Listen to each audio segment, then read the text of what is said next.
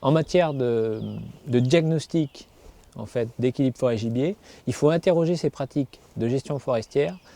Et la première des questions qu'on doit se poser, hein, c'est est-ce que ma gestion elle est dynamique? Ça c'est un préalable très important. Normalement, on a des documents de gestion durable, des plans simples de gestion, qui prévoient les coupes et les travaux pour les 20 ans qui viennent. Il faut avoir ces documents-là et après les mettre en œuvre. C'est très important. La deuxième question à se poser, c'est est-ce que j'ai pris en compte la présence des cervidés dans ma forêt avant de commencer à engager des coupes et des travaux. Si on veut vraiment réellement prendre en compte les cervidés, il faut commencer à travailler dans des peuplements en amélioration qui ne craignent absolument plus la dent du gibier pour créer des zones de diversion, d'alimentation et des zones également favorables pour le frottis. Et ensuite, je peux régénérer mes peuplements, je peux créer des peuplements sensibles. La troisième question, qui est aussi assez importante, c'est est-ce que j'ai un peu, ou est-ce que les objectifs que je me suis fixés ne sont pas trop éloignés de ceux de mes voisins? Parce que si on a des objectifs qui ne sont pas compatibles, ça va être difficile de réussir à faire pousser de la forêt.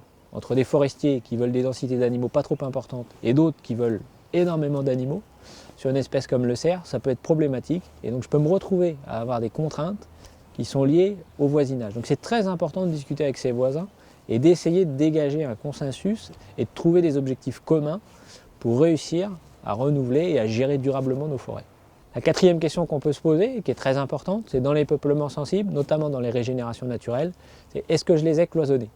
C'est très important de cloisonner les régénérations pour suivre le développement des petits plants et en même temps pour guider les animaux et les empêcher d'accéder facilement aux semis qu'on souhaite faire pousser. En ouvrant ces cloisonnements, on crée des zones de gagnage très favorables.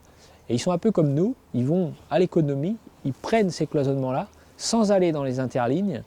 Et en même temps, si dans les interlignes, on a dégagé correctement les plants, c'est-à-dire qu'on leur a détouré uniquement la tête et qu'on a laissé les pieds cachés dans le recru, il n'y a pas de raison que les animaux ils aillent s'engouffrer pour manger nos plants et donc commettre des dégâts.